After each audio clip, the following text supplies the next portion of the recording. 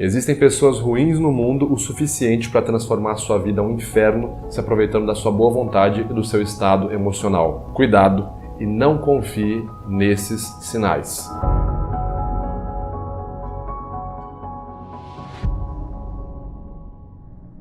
Olá pessoal, tudo bem? Meu nome é Vitor Santos, eu sou especialista em linguagem corporal, investigador profissional e perito técnico das expressões faciais. E você está no canal Metaforando, o maior canal de linguagem corporal da América Latina. Hoje nós vamos tocar numa pauta séria. Vamos comentar uma notícia que ocorreu recentemente, onde brasileiras foram enganadas por coreanos que disseram que elas iriam ser famosas cantoras de grupos de K-pop, que é um gênero musical da Coreia do Sul. Quando essas brasileiras chegaram lá na Coreia, não havia nada de carreira musical. Tudo era muito incerto, tudo era muito errado. E além de elas terem sido mantidas em cativeiro, elas foram forçadas a cometer prostituição. Nós vamos comentar sobre esse caso para ilustrar alguns pontos que essas pessoas podem fazer para se aproveitar da nossa vida. Lembrando que toda situação desse tipo, a vítima nunca é culpada, ok? Porém, tem certos pontos na nossa conduta diária que nós podemos melhorar um pouquinho a nossa atenção para avisar, nos afastar ao máximo desse tipo de situação ou desse tipo de pessoas, que se aproveitam ali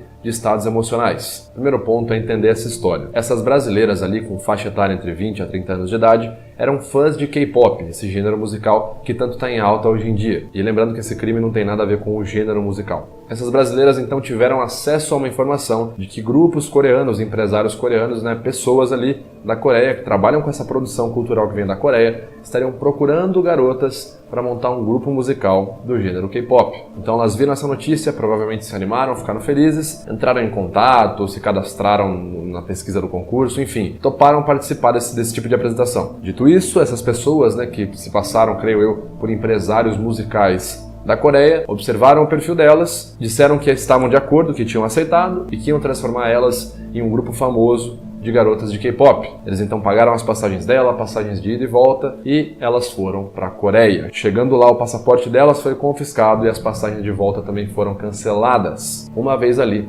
elas estavam completamente na mão desses homens. Elas não tinham o que fazer, literalmente não havia nada que elas pudessem fazer. Foram mantidas em cativeiro e obrigadas a cometer prostituição para sobreviver. E foi só então após mais ou menos um mês desse tipo de escravização em cativeiro, escravização sexual, que uma delas conseguiu fugir durante um momento de bobeira da equipe ali da guarda, e a embaixada brasileira já entrou em contato. Ao que tudo indica, essas garotas já estão ali em contato com órgãos de proteção e estão voltando para o Brasil, se já não estiverem no Brasil. E ao que foi discriminado na notícia, pelo menos 5 homens foram presos durante a investigação desse caso. Quais os tipos de sinais que essas pessoas demonstraram de que ali eles não eram pessoas confiáveis, de que essas garotas deveriam tomar mais cuidado e mais atenção? Lembrando que a culpa não foi delas, ok? Mas quais sinais esses predadores, a gente pode chamar de predadores, demonstraram? O primeiro ponto é o isolamento da vítima. Quando uma pessoa manipuladora, um psicopata, ele vai atacar a sua presa, ele tenta ao máximo isolar ela dos outros convívios e ciclos sociais. Ele isola, separa ela das outras pessoas. Isso geralmente ocorre porque é mais fácil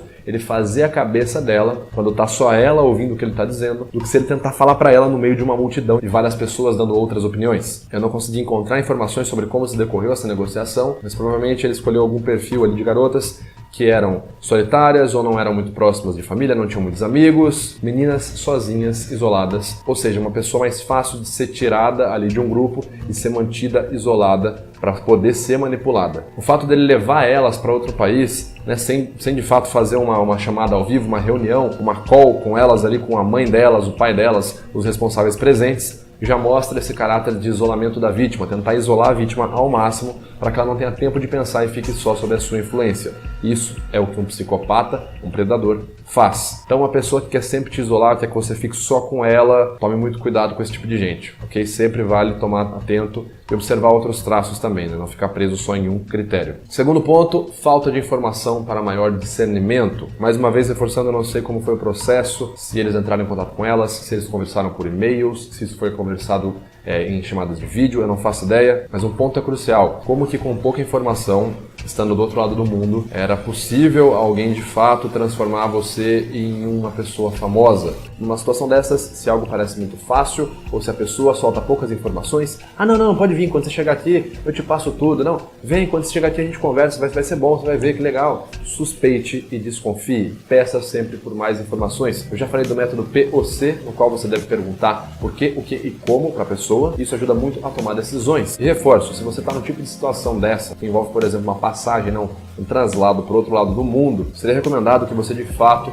abordasse e obtivesse mais informações, não menos. Talvez os garotos podem ter sentido assim, se eu perguntar muito eles vão se estressar e não vão me selecionar, vão selecionar outra garota. É totalmente compreensível por conta do jogo emocional que se cria numa situação dessas. Mas de novo, nada melhor do que perguntar, do que de fato saber tudo o que está acontecendo, pelo que você está pagando, o que você está comprando, o que você está ganhando. As pessoas que entrarem em contato numa situação dessas, se fosse você, por exemplo, no caso desse, você poderia checar se essas pessoas que entrarem em contato, qual é a razão social que representa elas. Elas têm um CNPJ, um nome de empresa, é uma empresa de produtores, é uma empresa de estúdio musical, é uma empresa do quê? Vamos checar na internet se essa empresa está legal perante a justiça. Ela não está legal, até algum processo? Qual é o tipo de processo? Vamos checar o nome de cada um dos funcionários que falou com a gente por e-mail ou por chamada de vídeo. Vamos dar uma olhada no nome deles, se eles estão regulares perante a justiça. Esse tipo de coisa te ajuda a se prevenir e saber o que está acontecendo. Porque de fato poderiam ser produtores verdadeiros contratando brasileiros e tentando lançar um produto novo na Coreia.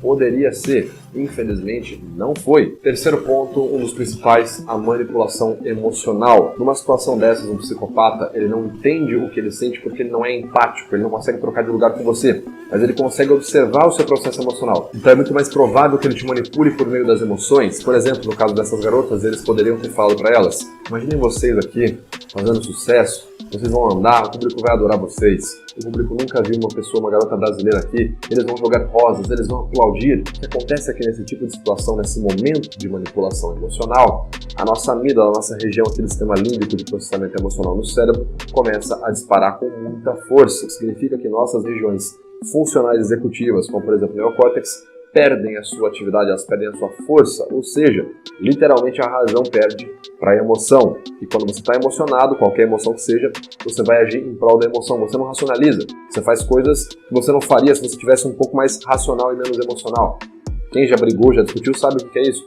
Você sabe que a discussão não vai levar a nada, que você está falando besteira e você não consegue parar, você fica só orientado pela emoção. É a mesma situação dessas, eles manipulam emoções positivas, felicidade, deslumbre, fama, glamour, e as garotas acabam ali não usando o racional para contrabalancear o que as pessoas estão falando. Uma manipulação emocional. Se alguém não te dá respostas objetivas com o que você quer saber, ela sempre fica tentando sair de conversa ou manipular sua emoção, dizer que você tá ficando louco para te deixar irritado, ou dizer que você é uma pessoa muito boa, não faça isso com ela para te deixar feliz ou te deixar triste. Cuidado, que essa pessoa pode ser também um psicopata tentando aí causar um transtorno na sua vida. E por último, falta de controle ou pouco controle da situação. Uma vez que você entra numa situação, ainda mais se for profissional, é necessário que você tenha pelo menos ali 50% de controle do que está acontecendo. Você nunca ceda 100%. E numa relação pessoal isso é óbvio também, é mais do que necessário. E por quê? Basicamente, se você ceder 100%, você não tem chance de contrabalancear as respostas. Quando uma pessoa fica presente na sua vida, ao ponto dela controlar tudo, controlar o dia que você vai viajar para outro país, controlar a hora que você vai chegar lá, com quem você vai falar, quem vai te buscar no aeroporto, você perde o controle de tudo, e se você não tem o controle de tudo, você infelizmente está 100% na mão da outra pessoa. As garotas poderiam, por exemplo, ter exigido que fosse levado, sei lá, um advogado junto com elas, ou o pai de uma das garotas como responsável do grupo, para poder pelo menos conversar. Quando você não tem controle da situação, infelizmente, você não consegue nem prever o resultado. Por isso que é necessário que você tenha, no mínimo, 50% do controle. Uma relação social, uma relação pessoal, se estiver ali no trabalho, tem aquela pessoa que sempre quer controlar tudo, você tem que prestar atenção nela e se colocar no seu espaço também. Bom, pessoal, esse vídeo foi uma dica, aqui um comentário rápido sobre uma situação trágica, reforçando, as vítimas nunca têm culpa, porém a gente pode tomar algum tipo de atitude aqui, um tipo de ação para observar melhor a nossa própria conduta e evitar chegar perto desses tipos de tragédias. Ok? Espero que vocês tenham gostado aí. Clica aqui em gostei se você curtiu, se inscreve no canal caso não seja inscrito. A gente se vê então no próximo vídeo. Falou!